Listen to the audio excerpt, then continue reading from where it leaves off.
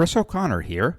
Join the Curmudgeon Rock Report's invite-only curmudgeonly community at facebook.com/curmudgeonrock. Also look out for a Spotify playlist that pays honor to this episode.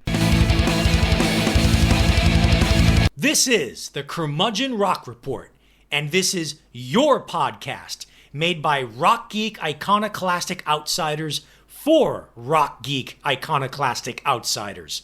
For those of you who lament that rock music has gone the way of jazz and slipped into niche genre status, we are here to keep that flame alive by providing insight, analysis, recommendations, and honest takes, not hot takes. And hey, there's a good chance you'll learn some rock history you never knew before. Anyone who knows both Chris and I, and especially knows our music preferences, also knows that we're both massive fans of one Kurt Weill. One of the most singularly unique and original artistic voices in all of rock, his hypnotic, trancy, mid-tempo grooves and jams, coupled with his trippy, free-form, stream-of-consciousness lyrics, have produced a discography of stunning consistency and some of the best albums of the 2010s, regardless of genre. Imagine Lou Reed and Tom Petty having a bastard child who smokes pot with Pavement and Dinosaur Jr., and the weed is provided by the Meat Puppets. Yeah, his shit is that good. In a parallel universe where rock music is still pop culturally relevant and part of the mainstream zeitgeist, Weill would be an arena rocker of the highest order with one of the biggest fan bases in the world. Needless to say, this is an episode we've been itching to make for a long time. So, kick back, light up a bowl or a doobie if you've got it, and let's dive into the catalog of a true rock original. The Parallel Universe All-Stars present Kurt Weill, and welcome to the Curmudgeon Rock Report. Yeah, Arturo, we've been wanting to do a Kurt Weill episode for years. And yes, it's been a while. It's literally years been wanting to do this one. Yeah, we've been talking about this for a while, and finally the opportunity presented itself to do this now, and with good timing, because Weill released an album earlier this year, a brand new album, which we will be talking about at the end of this episode. Special Parallel Universe segment. Yeah, since this is a Parallel Universe All-Stars album, or episode, excuse me, we're not going to do our usual Parallel Universe talking about the here and now up front. We're just going to kind of get into the discussion of Weill and as an artist, his history, and then a lot of these great albums that he did. So, Shall we get started? Shall we? Yes. And you have an interview with him. Not that you did an interview with him, but an interview that you dug up that he did with someone else. Yeah, exactly. So let me set this up. So Kurt Weill lazily gets pegged as a bohemian slacker mad genius in the modern music press way too much. Right. It may sound like he's spinning yarns off the cuff, but much like the great Coen brothers film The Big Lebowski, every and random reference and quirk is actually written down, rehearsed, and put down on tape with full intentionality. Weill is masterful at pretending to lyrically share realizations about his life in real time over the course of a song. There is a method to his madness. It's an eccentric but purposeful style that takes some attentive listening and study to truly appreciate, which can be difficult because a lot of Weill's music is also instantly accessible. Weill's art really is a deliberately kaleidoscopic journey through his process of coming to terms with his life and its challenges, and more often than not, he matches his mood and his message with arrangement damn near perfectly. Weill's catalog truly is a journey through the life of the artist, something that Kurt Weill himself acknowledged in an interview with Pitchfork earlier this year. And so this quote starts with the setup question from the interviewer. So here we go. Quoting, question, "There's a lot of consistency in your career, but you've also traveled pretty far from the sound of your earliest lo-fi recordings. Do you still feel connected to those recordings?" Answer, absolutely. The thing is, a lot of that music is like instrumental and in the moment and psychedelic. It's true bedroom music, and I'm always trying to get back there. I think that's definitely one of the directions I'm headed, to compile all of that stuff. I love it. I'm really connecting to the oldest stuff more than the middle stuff that was extra produced. Don't get me wrong. I know that Smoke Ring for My Halo, that's my only classic songwriter record. And then Wakin on a Pretty Daze, I know that was epic and I like it, but in other ways, it's somewhat polished, you know? These days, I'm definitely more into the ditch. You could tell it's live and it's got all the emotion, and I feel like my earliest recordings have that. A lot of them, anyway. The only difference with the earlier records is you can't get back that young energy. It's also funny because I didn't know what the hell was going on in my life in general then, and I was not taking care of me. And then the question, it's an interesting tension because your music still has that rawness in the lyrics and composition, but you have so much range within your studio production and guitar playing. I can see how the feeling of perfection can seem within your grasp, especially when you're self-producing. Answer, yeah, I guess I'm stuck in some weird hybrid chasing both. But I will also say my voice was different then, and in the moment now, I'm proud of my voice. If I'm really feeling it, my voice can sound good in a more classic way. At the end of the day, if you were to ask if I sang or if I talked, I'd have to pick talk, like Lou Reed or something. Sometimes I stumble upon some good singing, but it's very low-key, low-brow, low-timbre, low everything. Question. Earlier you referred to yourself as a wreck. Some people might be surprised to hear you say that, given how consistently you're described as chill. Do you wrestle with that characterization? I'm aware that people think of me that way. My best self is chill. I like to be crazy, too. I like to be funny and make jokes constantly. But in that moment of delivering the music, I'm aware. It's sort of in the way I sing and in the chords that I play that are dreamy and pretty.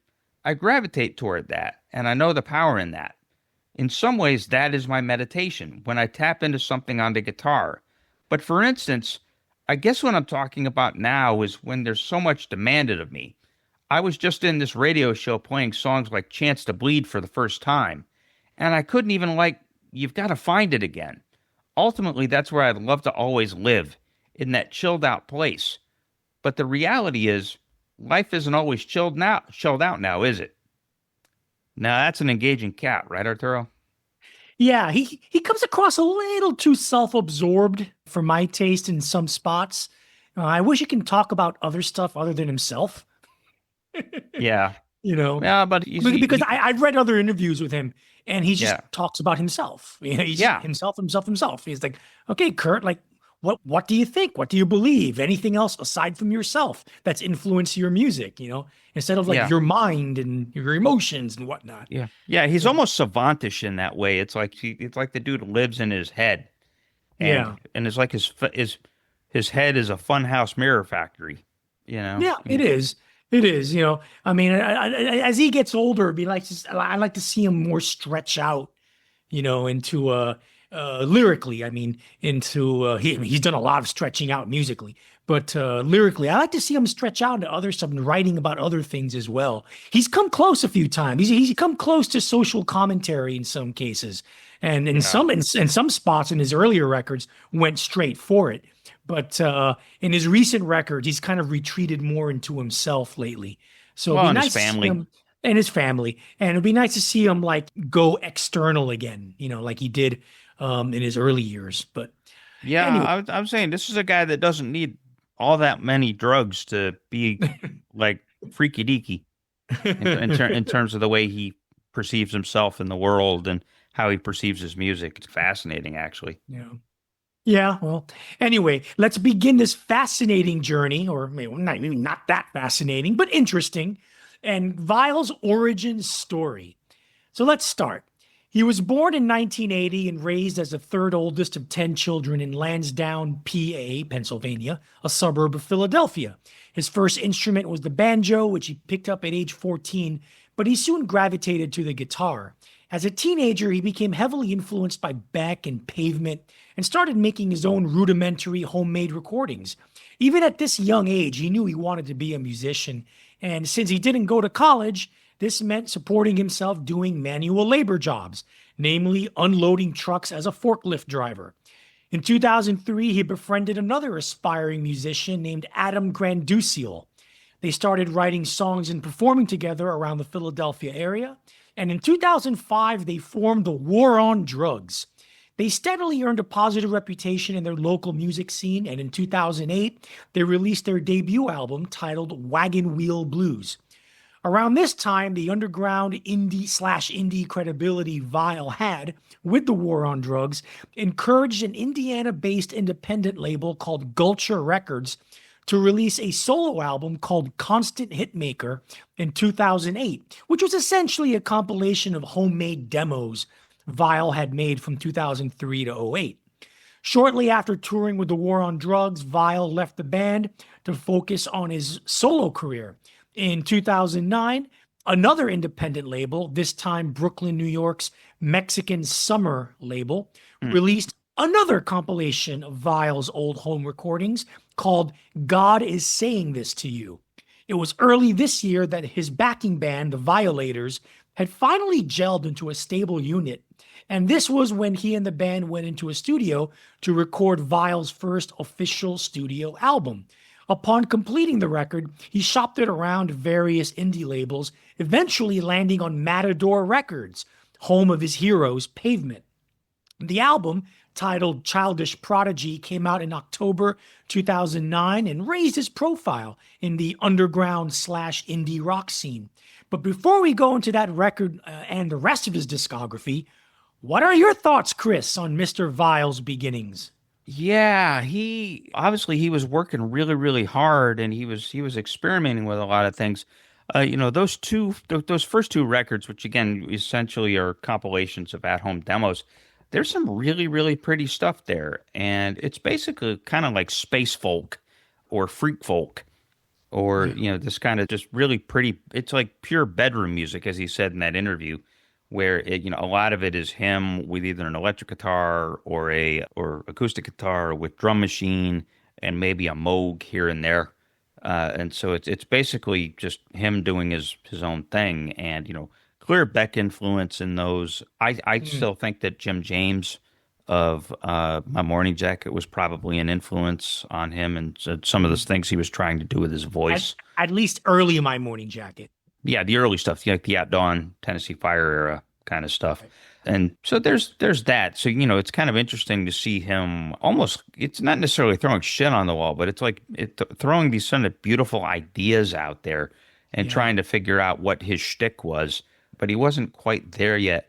The other thing to note is that Philly, like Gen X Philly, basically from our age to like 1980 or 81, a lot of talent comes out of Philly, and a real pretty vibrant scene. And so, like you said, you've got Kurt Vile, you've got Adam Granduciel, who's, the War on Drugs. They they became an Grammy winning band of all things, and have had a lot of success. You've got Steve Gunn, who's buddies actually with Vile, and his folky stuff that he's been doing here for 20 years.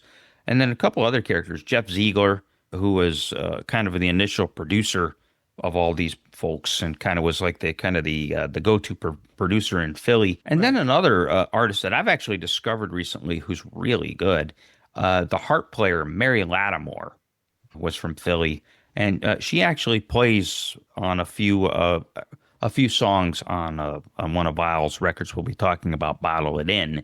And so so it's just kind of interesting that Philly kind of gets slept on as a rock and roll town or as a music town, but they had Gamble and Huff in terms of black music. They had the sound of disco, not the disco culture, but the sound of disco was invented in Philadelphia. Yeah, MFSB. Do you know who else is from Philadelphia? Who that? Patti Smith. She actually grew up there, and then she moved to New York when she was young, and then slowly established herself as an artist. But she grew up in Philly. Also, Hall and Oates. Todd Rundgren. Yeah, Todd Rundgren was a Philly guy, and so is Hall and Oates. Yeah. It's just kind of interesting. So a little bit of history there, and so so it's just interesting to kind of reflect on all the talent that came out than the kind of the scene that Vile grew up on. And I guess they were competitive. They all helped make each other better. Because Yeah, it wasn't competitive. It was cooperative. Kind of like the Seattle grunge cooperative. bands. Yeah, that's true. And then, as we'll talk about here, Grandusio hung out with Grandusio as an initial member of the Violators for the first couple right. albums. Chris here again. We usually end our episodes by inviting you to join our Curmudgeonly community page on Facebook. Well, we're picking up our efforts there. Know people just as passionate as us about rock and roll? Invite them to join in the fun. You don't actually need our permission to do so. Also, expect to see a lot more content up there moving forward. Our mission is to engage you, so darn it, we'll engage you like a fire hose, or maybe like a firehouse if we're going to give love to Gene Simmons. We may also be making a few offers. Want to wear a t-shirt featuring our logo? You may have that opportunity soon. So be a fellow curmudgeon, help us expand our little community, and share your own musings via your own posts. We're at facebook.com/groups/curmudgeonrock. Okay, Kurt Weill's studio albums. Let's start from the very beginning, the one I mentioned earlier, Childish Prodigy from 2009. One thing that is so striking about Weill's real debut album is that there's a heaviness and an aggression to it, especially in the guitars, that belies the laid-back mid-tempo grooves of the later music that he's known for. Songs like Hunchback and Monkey rock with a crunch that evokes classic Neil Young and Crazy Horse, while songs like Freak Train and its companion piece, the album Coda, Goodbye Freaks, blister with metronomic rhythms more associated with his previous band, The War on Drugs. Vocally, you get some of what would become his patented sing-speak style, but on several songs he shouts and screams like a full-on punk rocker. On the extremely bluesy Inside Looking Out, he's practically howling. Lyrically, the songs are loaded word-wise and surprisingly full of subdued anger, which contrasts with the sparse lyrical style and surrealist wit and humor he's generally known for.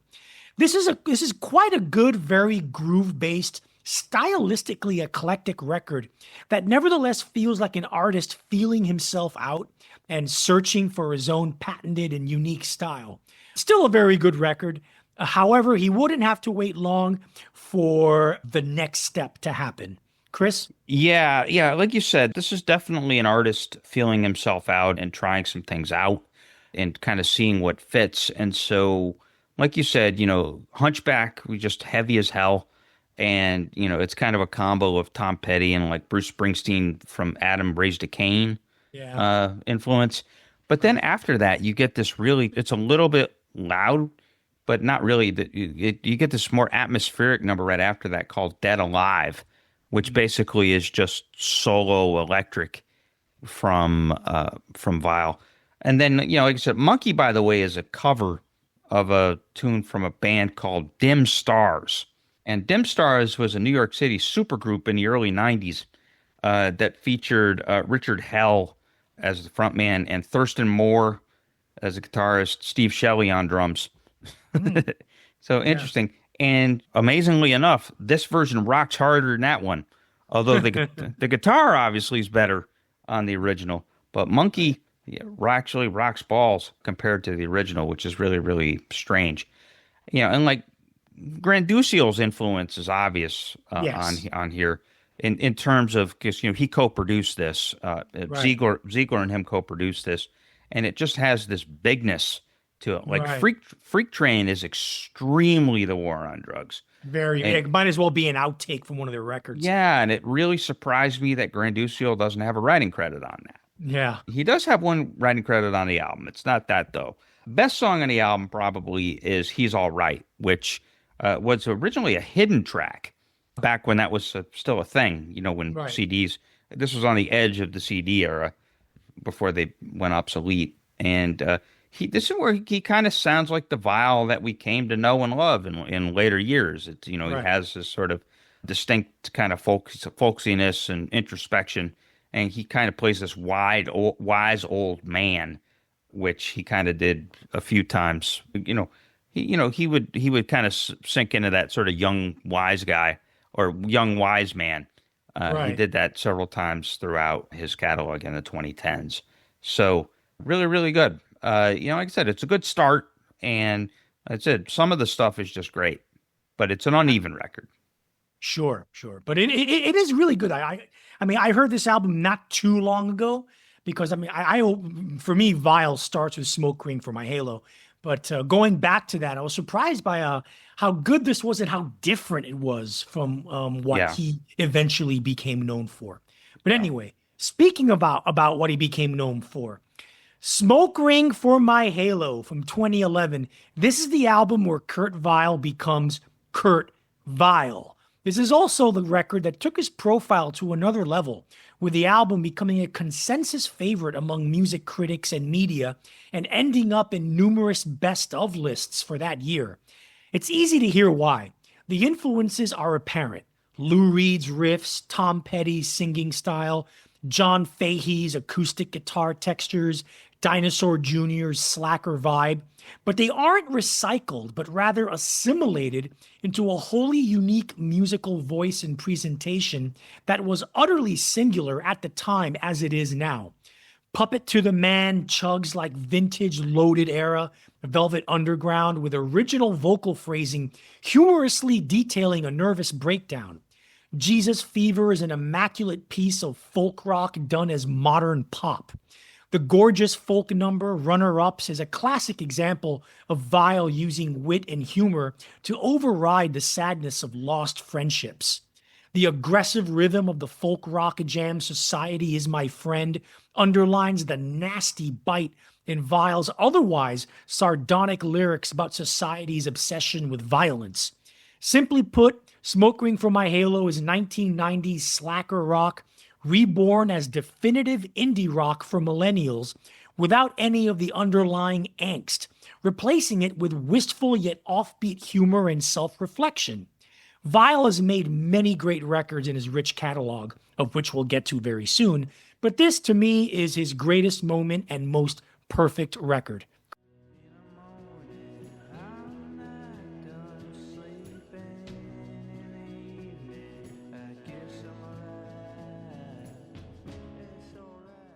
Yeah, this album is just really is extraordinary, and he's got what I would say he has two masterworks, and he has two albums that come very close to that status. Yeah. But this is the first of his masterworks, and it's just a Right. really singular record. And part of this, it's a combination of him starting to find his voice, at least in a folk idiom or a folk Right. rock idiom here, and Granduscio's influence is still there. He is a co-producer. He's still a member of the band. And obviously, Society Is My Friend is kind of this boss style arena rock feel to it where, it has these huge drums, but then you have these lovely keys and synths that rain down from them that are really wistful and almost somber. Like you said, it Yeah. has this sort of, it's a lament, and it's Right. meant to be. So it really, really works. Two perfect songs on this record, maybe three. I would say all of Baby's Arms, Jesus Fever, Yeah. and In My Time are just perfect. Just beautiful songs, and just they just have a almost, like you said, wistful jauntiness to them. I love Jesus Fever because it's just this awesomely hopeful little ditty, Right. and it's a really neat tune about spiritual transcendence of an otherwise insignificant moment. It's not, the Jesus Fever is not ironic. It's not religious, and it's not per se spiritual. But what he's kind of relaying this feeling of transcendence that I've had. This must be what it's like to be close to Jesus. Right. That's, Uh, yeah. yeah, Exactly. and so it's kind of a positive flavor of that. So and just a really neat song. In My Time is just, to me, is just incredible because this is him bullshitting himself into contentment, or it's kind of a winking bullshitting of contentment. It's this really moving song about surviving and living with one's past transgressions, Right. and and just sort of naming the song In My Time is Kurt really being self-aware and giving up kind of the dark joke of the song, which is sort of say, this is not to say that I've learned my lesson, but in my time I feel that now, but I'm probably still a screw up. In an interview he gave 2 years later after this album came out, this is a quote that he gave. I proved myself with Smoke Ring. It was me maturing. I made a good pop record, and all the songs were me, but that was like a growing record, growing in a lot of ways. But it didn't feel exactly me. I wasn't entirely comfortable or experienced with the scenario, but I feel that Wakin on a Pretty Daze is just 100% my voice all the time. Yeah, Now, well, yeah. he's right about that. But let me finish. Oh, sorry. So the absolute best song, or my favorite song on this, and the most incredible moment on this record is Ghost Town, which ends the record, and it's this really great meditation on the nature of loneliness and disconnection and alienation. And it just, the last minute of it, it just gets to that kind of, I mentioned Jim James earlier. It's kind of like, it's like the best stretched out moments of At Dawn from 2001 from My Morning Jacket. It just reminds me of that. And so it just ends, like this 1-2 punch, the title song and then Ghost Town. And so just really just a lovely album. And, it kind of gets into, like you said, Vile lives in his head. And so this is really our first trek and first real visitation into the inner workings of his warped mind. Yeah, and he really goes into it, and we'll get into the LSD references later. That comes in later records. The next album, the one that I referenced in the interview, Wakin on a Pretty Daze from 2013. This is a Wakin, as in waking up, on a pretty daze, D-A-Z-E, not D-A-Y-S. This is his most expansive, most psychedelically sprawling guitar jam-based record. And if you follow Vile's discography chronologically, it feels like this is the record he was leading up to for a while. The epic 10-minute title track starts off as a loopy mid-tempo groove that grows in hypnotic power with every minute, building in subtle intensity in the second half with some liquid-like guitar work by Vile powering it through. KV Crimes sounds like Tom Petty if Petty was stoned with some primo weed and put through a grimy, sludgy filter. The prettiest song on the album is Girl Called Alex, a trancy, loping, circular thing of beauty with 3 different killer guitar solos. Even the folky numbers have disorienting tinges of psychedelia. If this isn't his singularly best album, it might be the album that is most representative of his musical ethos and the one that casual fans should probably start with. Chris? Yeah, no, yeah, I agree with that. This is the album where kind of Kurt Vile finds what you can call his patented thing. Yeah. And, like you said, his shtick or his vibe. First album where you can say that within 10 seconds of listening it, you can say, oh yeah, that's Kurt Vile. Yeah. And, from here, my line about later albums is, the best thing about Kurt Vile is he sounds like Kurt Vile. Yeah. But this is where he started sounding like Kurt Vile. And yeah, right. lot of great stuff on this. You mentioned KV Crimes, which is just a straight out rocker. Yeah. Girl Called Alex also is awesome. Just a psychedelic powerhouse of a rock song. It's similar to the folk songs at the end of Smoke Rings for My Halo, but it's louder, looser, and more lysergic. Yeah, for sure. And just this wonderful conceit about desperately wanting to live in his imaginary world.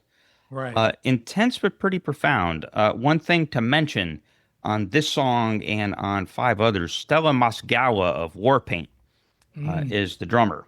At this point, the Violators consisted of 3 multi-instrumentalist slash guitarist slash bassist. And, at this point, this is where Rob Lasko, who's a very important person in Vile's world, not only Vile's best friend, but also starting with this record, just a really huge collaborative source of inspiration for Vile. And so you have him, and then you've got Jesse Turbovich, who all three of those guys have leads on this record. All three of them play different types of guitars.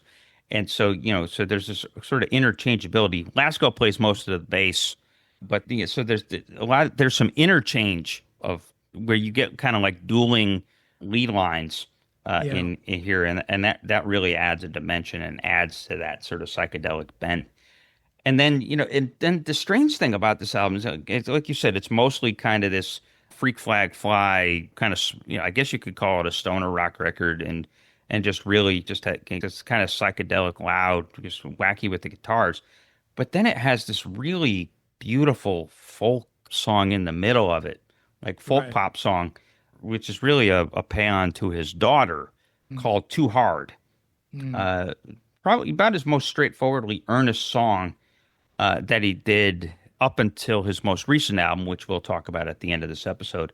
He managed to stretch that to 8 minutes. And here's another thing, too, that I think that Smoking for My Halo, with that, Vile proved to himself, okay, I can do a studio album, and I can hit it out of the park. I can do this. And so now I'm going to feel the freedom to like really find myself here. And so what he does is he's able to stretch his songs out. And so starting from here, he becomes very well known for his long songs. Yeah. And, three of the best songs on this album are 8 minutes long, 9 minutes long, and 10 minutes long. And so, and they're all great. Like the end of the album, Gold Tones, is just awesome. Yeah. So just awesome way to end the album. And then the song before that, Airbud. So again, just really, really strong album, just short of a masterpiece. It's a little too dopey in some spots. Yeah, there are a couple of, he could have edited a couple of songs out. Yeah, that's what I'm saying. He could have cut out some of the fat, but he could have. Here's a case in a few instances that the 10-minute song could have been a 6-minute song. He could have edited it down, but just kind of a thrilling listen, where we get introduced to the quote unquote real Kurt Vile on this record. On this episode, we praised the work of Kurt Vile. Our next episode is going to be very, very special.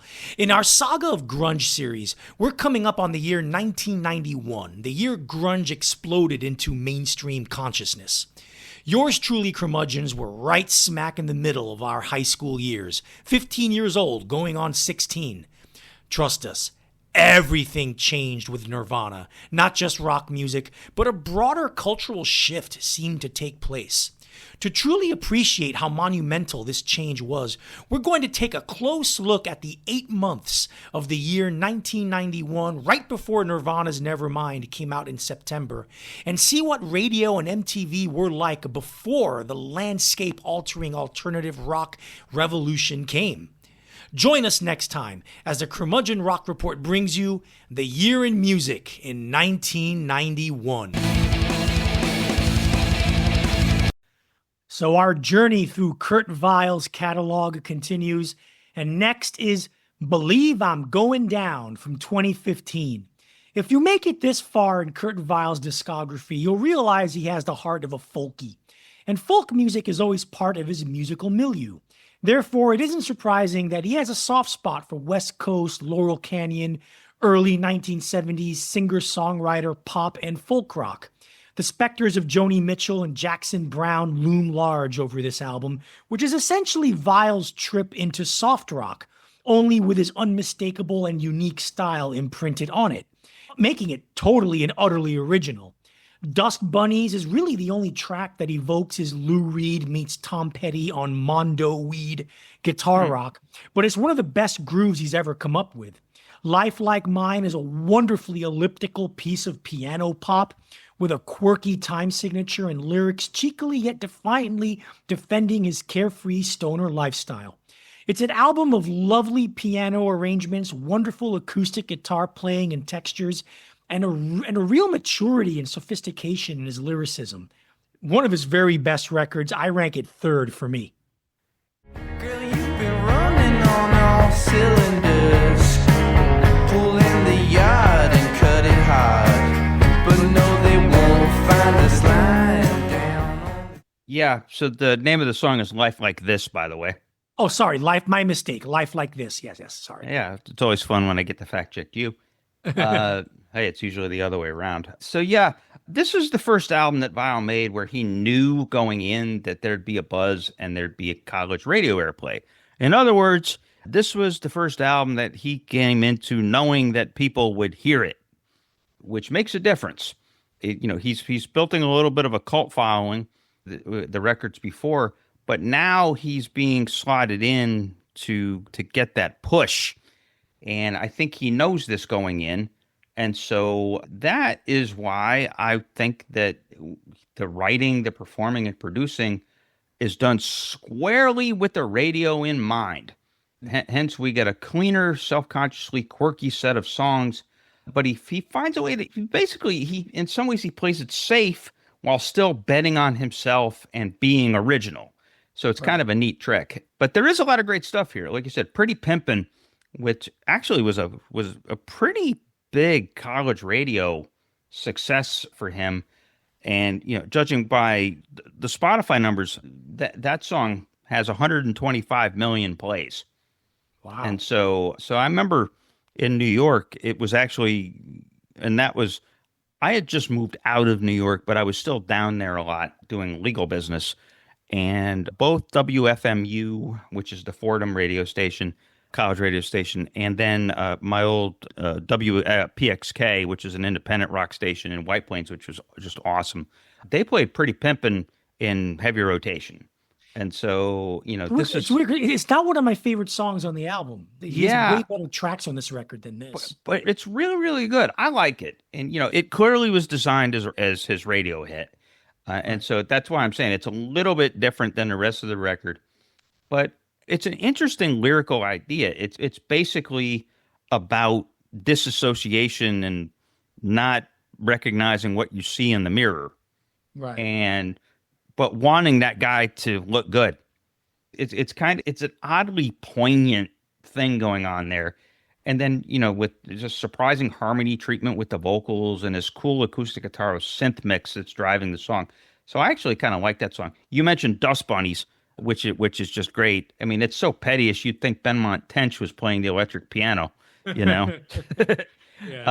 Life Like This. I like that quirky little rhythm to it. It's that with that little skittering piano thing there. Lost My Head there is great. That's just a total 70s classic rock bopper. And then, but he also, so despite the added sheen and sort of the radio consciousness of it, he does manage to fit in a few of his poignant folk ballads. And the best of those is That's Life, though, Almost Hate to Say, really haunting in its presentation of its fallen protagonists. Close behind that is Wheelhouse, which is a very 80s Brucey lament about how he can't find the same peace that devoutly religious people can. And then, album closer, Wild Imagination has a really strong Americana vibe to it. So this album, it's his cleanest production album. It's probably his most instantly accessible. It's his prettiest. And in some ways, it's his prettiest. Well, you can debate that. I think Smoke Ring for My Halo is pretty damn pretty. Right. Then there's pieces of the next few albums that we can talk about that are really pretty. As a whole, it's probably his prettiest album. And again, that because it was done with the big time in mind, and so that's where you kind of get the Laurel Canyon thing going on. So really good stuff. Next, Bottle It In from 2018. This album, whose running time is the longest of any Vile album, is effectively a summary of all the styles and detours he embarked on with his previous 3 albums. But it's a testament to Vile's brilliance as an artist that this record holds so well and sounds so fresh, because his songwriting, particularly his quirky melodicism and evocative stream of consciousness lyrics, is honed like a sharp knife at this point in his career. Bass Sackwards is a delectably trippy psych pop song that harkens to the psychedelia of Wakin on a Pretty Daze, with hilarious lyrics that not so subtly reference LSD use. Loading Zones and One Trick Ponies take his Tom Petty obsession to a point of purely assimilated apotheosis, where he doesn't sound like Petty anymore. and sounds like himself and crafts a rock style that is unmistakably Kurt Weill. Yeah Bones evokes another underrated Weill influence, 1980s meat puppets, even down to the funky country punk breakdown in the middle of the song. Check Baby has a menacing groove with one of his most sinister, bluesy guitar riffs. All in all, it's a masterclass in consolidating one's musical style and vision, and I have it ranked as his second best album. Chris? I do too. I love this album. Yeah. The best summary lyric for this album: I'm in a whale of a pickle I stumbled under, from Check Baby. Right. So this is, it's a 78-minute record with no noodling or sidetracks or no changes of riff or movement. It's just a great collection of engaging, absorbing, hypnotic, long songs. Average song length is 6 minutes, but it absolutely works. Just an absolute accomplishment of songwriting and performance discipline. And, the lyrics on this album, there's just amazingly perfectly imperfect shit here. Essentially, it's a witty and strange ode to anxiety and to surviving it anyway. It's got this ironically laid-back vibe to it, but not really. It's actually a really tense record in a lot of ways. Yeah. And it just gets more and more intense the more you listen to it and more you explore it. I mean, it takes that stretchiness that helped make Wakin on a Pretty Daze so good and takes it to an entirely more breathtaking extreme. Probably not an accident that the best guitar solo on the whole thing appears in the last song, Skinny Minnie. So just incredible stuff. And so, the nearly 11-minute title track, Bottle It In, it just exemplifies this all amazingly well. It's got this loose, stuttering groove and it's a song about the heartache that comes from not wanting to get hurt in a relationship. Basically, never tell them that you love them. You just have to bottle it in because otherwise it's going to suck. And so it becomes this cautionary tale about the future and combines that with agonizing about the past. And, and it has this plaintive piano loop rubbing against a crackling drum loop. Just really, really intense stuff. And then, like I said, just lyrically, just strange and funny, but delicious lyrics all throughout this album. Weill is, you could tell he had a lot of fun writing this record. Probably my favorite lyrical bit from it, it's from the oddly moving little folk rock tune called Hysteria. And, this is part of the lyrics is, quote, "Don't you know I never knew you, but I think I love you, girl. And what's your name, boy? You know the devil's in the details. Girl, you gave me rabies, and I don't mean maybe. I took a drink of Head Dream smoothie. All of a sudden, I'm feeling very loopy. Don't you know I really love you now? Stop this plane because I want to get off. Pull over somewhere on the side of a cloud. Watch me get out. Watch me go down. And the rest is hysteria. And I stole that. But hey, Mom, look at me now." He could very well be talking about drug use here. He could interpret it in so many ways. Yeah, but also apparently he's got a legit fear of flying too. And so there is that little bit of, like you said, kind of being out of your mind and kind of like the experience of being just disheveled and totally inert. And so, but it's just really, really fun. And then you mentioned Bass Backwards, which is also just really amazing. That's another 10-minute long song. Just wonderful tune about the stupid but cherished inertia that accompanies coming down from being stoned. And while Weill bakes in the concept with some tape looping that captures the rich acoustic psychedelic vibe of the song. So there's this, he bakes in this little tape loop thing that kind of adds to the whole idea of things just being kind of warbled. And then just another really funny lyric. And, I'm sharing the lyrics because the lyrics make this record so special. And, and so he has this, where he gets in there and like the first verse where he says, "I was on the beach, but I was thinking about the bay. Got to the bay, but by then I was far away. I was on the ground, but looking straight into the sun, but the sun went down and I couldn't find another one. For a while, because it was an all-burning feeling in my chest to fill the void of a long night unwatched by, the sun, until the morn, until when, the sun's reborn, and so am I. From all the scorn buried deep within the psyche of my soul, I was standing down, but I was also on the run in my mind. Yeah.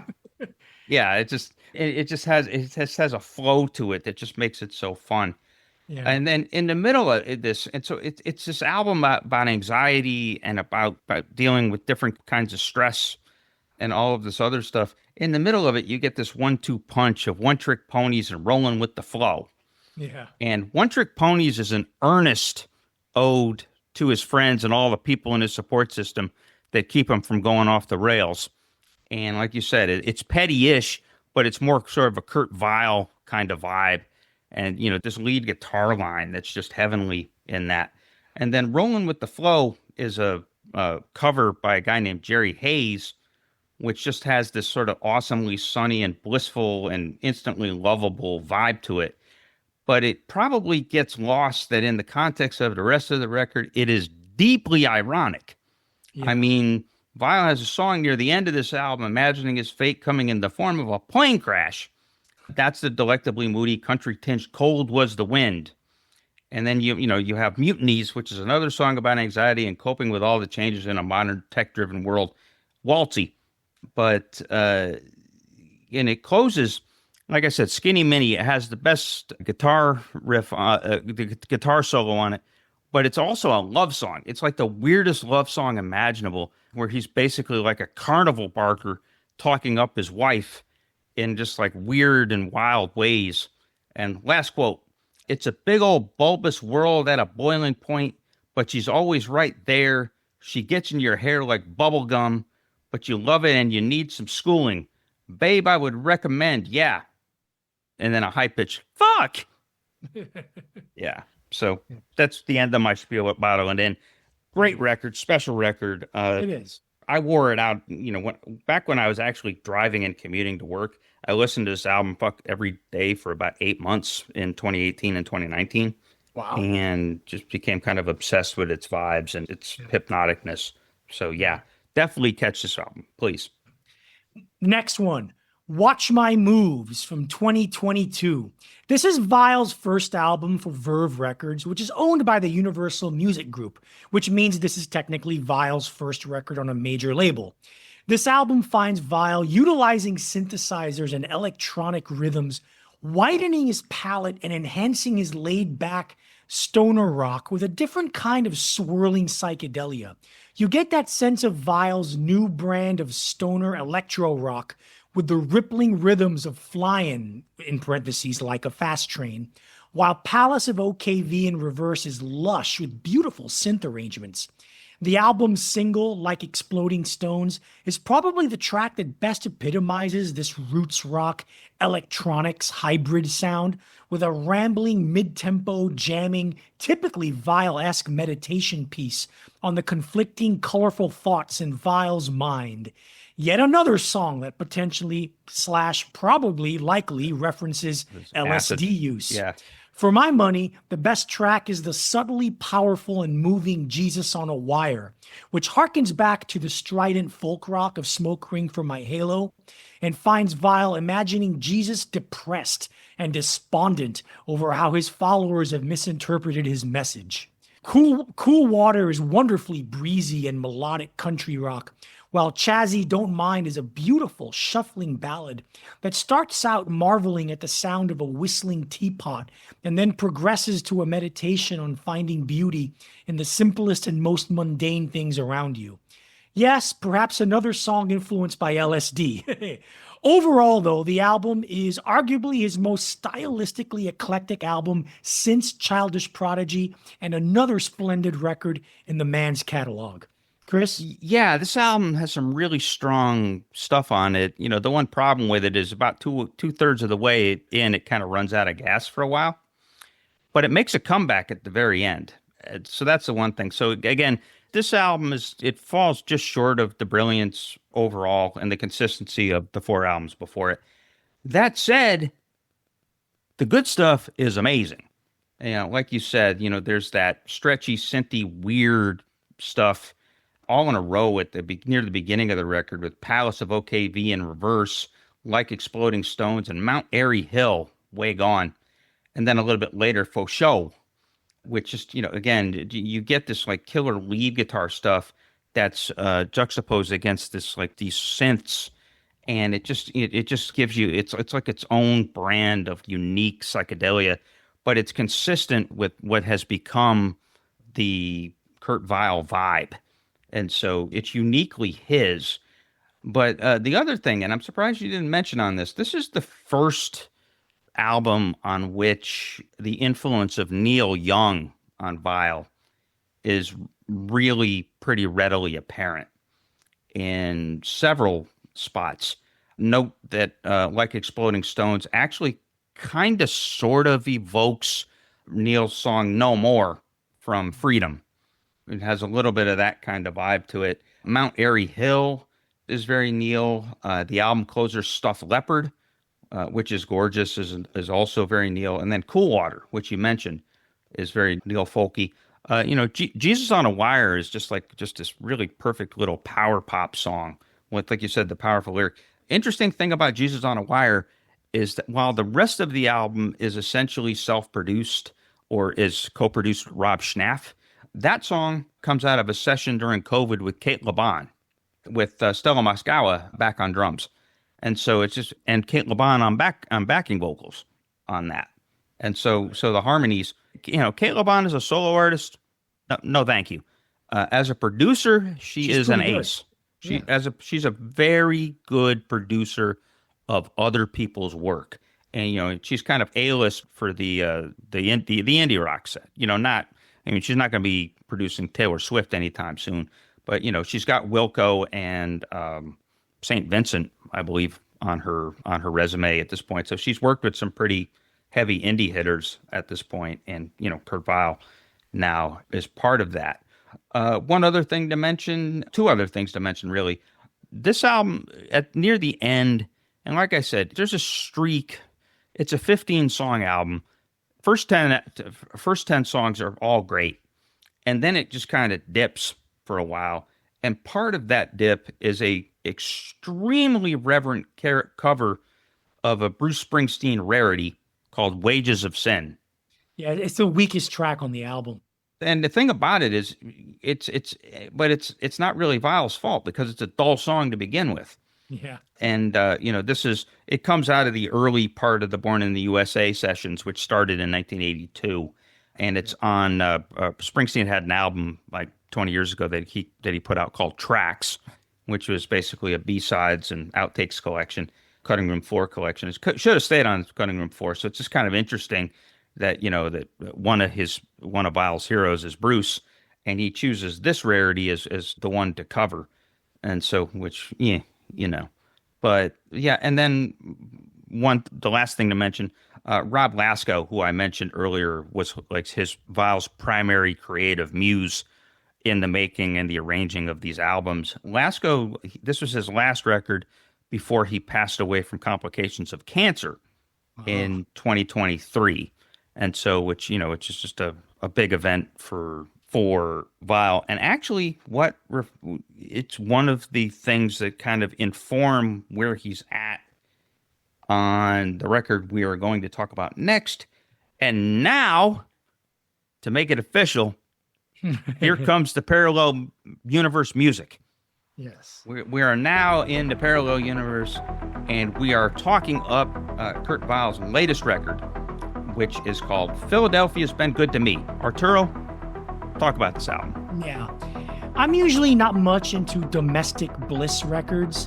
That is, when artists make entire albums around the concept of how happy they are with their families and home life. It's a testament to Weill's artistry and songwriting skill that he manages to pull this kind of record off without any hokiness or trite sentimentality. Lyrically, it's at once a thematic reminiscence of his growing up in his native Philadelphia, that means the first half of the album, while, especially in the album's second half, contrasting it with where he happily stands now with his wife and 2 daughters. Whereas Believe I'm Going Down is Weill's ode to West Coast singer-songwriter pop from the 1970s, this album mostly serves as Weill's own East Coast version of that kind of soft rock. There are some pleasant variations from this sound, though. 99 BPM is some seriously funky blues rock that finds Vile taking his laid-back stream of consciousness lyrics into a trip down memory lane. Lead single Chance to Bleed finds him indulging in 1970s style boogie-woogie rock, put through the filter of his by now patented elliptical stoner sound, and lyrically espousing his love of that old style lo-fi DIY rock and roll. The second half of the album is where it softens up and gets really personal with Vile's aforementioned love of his family, but it doesn't feel strained and forced, and it comes across as genuinely emotional rather than sentimental. While not as instantly memorable nor inventive as his best work, it's still a good, solid record that sounds like a holding pattern until his next major musical statement. Chris? Yeah, surely this album's going to end up on my top 10 list for the year. I really like this record, and it's grown on me. I actually think it's a better album overall than Watch My Moves. And the thing about this record, and like I just said at the end of the last segment, the death of his friend Rob Lasko is really kind of an undercurrent and definer of how this album goes, because it's an album about gratitude and contentment about where you are and how easy it is or how simple it can be for it all to go away. It can all blow up on you in a second. And so the idea is appreciate everything that you have and everything's left. And so this comes in the form of remembering Lasko. 99 BPM is about his relationship with Lasko. Yeah. And there's the bit in there about his, I wanted you to play 91 songs, but your band played 96 Tears, and it was my favorite band. Yeah. That's a Lasko reference. And then I also love the lyric, it was 2012, but it felt like 2014, in terms of the excitement of how he felt in that moment. So it's really kind of poignant. And again, that's kind of a Neil slow burn riff on that as well. And then, it kind of comes into some of the other songs as well, like the Chance to Bleed. Yeah. Or whatever the name of that song is. Chance to Bleed. Yeah, Chance to Bleed. So it's the single. Yeah, the idea there is it's just like, do what you can to hold on to the glory of the old time rock and roll, right. And it's sort of a nostalgia trip and sort of welcoming that nostalgia. The same thing with, he's got a song in there, one of his Philly songs in there where he kind of playfully goofs on Neil and Bruce for like, yeah, you guys wrote great songs about Philadelphia, but you ain't from here, so that don't count. Yeah, and just sort of saying stop carpetbagging my hometown. So a little bit of competitive flavor. But like you said, the second half of the album is really where it gets interesting because, like I said, in the first half, a lot of it is about nostalgia and a lot of it is about how fleeting things can be. The second half is where he really kind of leans into, savoring the moment and savoring the life he has with his family. 99th song is my favorite song on the record. 99th song is just this incredible, it's a 10-minute long song, but it's this, he uses in the lyrics, he's got a sampler pedal that can only hold 99 tracks. You can't go to 100. And so the idea is he's comparing, I'm on the 99th track available on this pedal. I need to make it count because, you just have to you have to hold on to that or make it go as slow as possible and make it as glorious as possible. And he relates that sort of, okay, here we are and it could all be gone if we don't get it right here. And he likens that to his relationship with his wife and his two daughters. Them keys that massages my brain, playing late night to the wee hours of the day, stoned on music. And so just really, and great piece of music, great guitar work on that song where he stretches it out. And he does that a few times. He's got a couple of instrumentals which are really sweet. I think one's dedicated to his wife and the other's dedicated to his daughter. And just what I love about this album too, he's got a song on it called "Every Time I Look at You." It's straight up Neil Young Harvest Moon. Yeah, blatant hat tip to Neil Young, who got a lot of mileage out of the whole middle-aged loving on his wife thing in the late 80s through the early aughts, and then, ended up divorcing Peggy Young 10 years later. Dumped her for Daryl Hannah.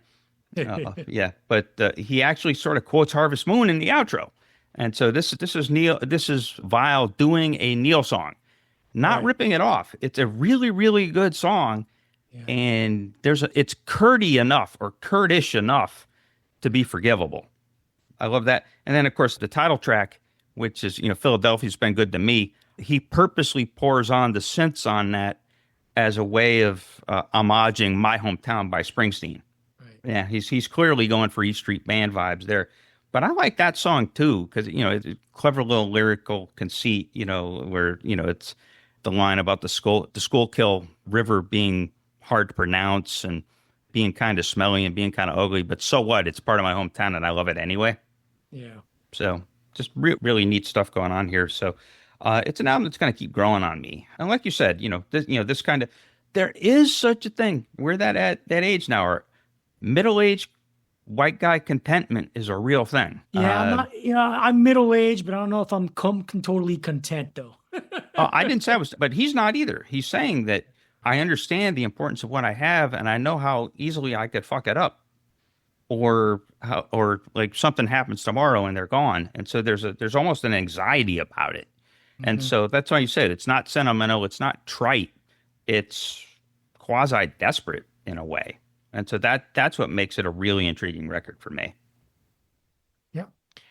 All right, so we have finished with Kurt Vile up to now, what he's done, and we hope this episode serves as a companion piece for all of you out there who just listen to singles. Listen to the albums. Listen to the whole full-length albums, because Kurt Vile's very much an albums artist, and he deserves to be listened to as an albums artist. Yeah, no, he really does. And the cool thing is that each album has a slightly different vibe. It's not he finds a different defining vibe each time out. So he never recycles himself. And that's the really neat thing about it. He's just not really comparable to Anton Newcomb, who has that eye that he builds everything around. But it's just kind of like he has this ability to find the sweet spot, the conceptual sweet spot in what he's doing album to album. And that's one of the things that makes him so special, and why, again, this album, like you said, even though it's really good, in the grand scheme of things, it's kind of like minor Vile. Yes, it is. Yeah. Let's see what happens when he goes back to major Vile. And that's what excites us. Yeah. Yeah. And so with that said, folks, definitely join our Curmudgeonly community on Facebook. Really good stuff. And, we have some frequent flyer folks that definitely like what we're doing. And, we put a lot of good stuff up there. Hell, I just put up there something yesterday about 99th Song, actually. Go to facebook.com/group/curmudgeon rock. It's invite only, but chances are we'll let you in. Want to send us fan mail? Are you a big Kurt Vile fan? Are you a Vile hater? Can't imagine there's such a thing. But if you are, send us fan mail at curmudgeonrock@gmail.com. And we will have our Spotify playlist, which, to Art's point, I'm probably just going to dump all the albums that we talked about. Oh, don't do that. That's a little lazy, Chris. Come on. I know. We can curate a nice playlist that has the very best of Vile. Come on. No, but at the same time, you're right. Why not just share the albums? I have the ability to. Anyway, find the link to that playlist in the episode descriptions wherever you get your podcast, whether it's Apple or Stitcher or Amazon or wherever else. And so with that said, folks, have a good one, and we'll talk to you in a couple weeks. And hey, yo, dig it.